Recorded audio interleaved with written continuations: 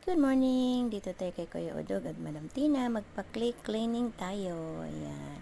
Dito tayo magpa-cleaning at magpalagay din tayo ng mini vlog. So, bago na. Ayan. Ready-ready na kami dyan.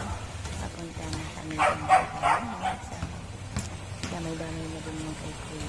Tsaka, libigan niya ako ng mini.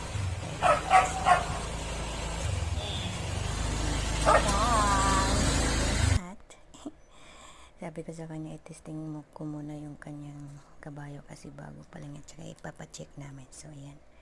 Tinitest ko lang yan. At sabay selfie na rin. Ang laki nga. Magandahan na. Gusto ko to eh. Palit siya na kami kaso lang malaki. So, ayan. Mamamatay yan.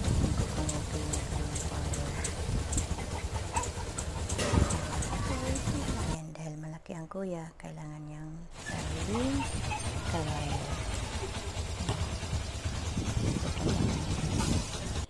Nagagana kami na siya.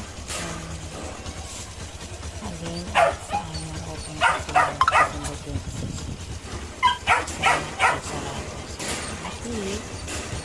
Happy na at Kuya Udog. Sarado sila ng 27. So,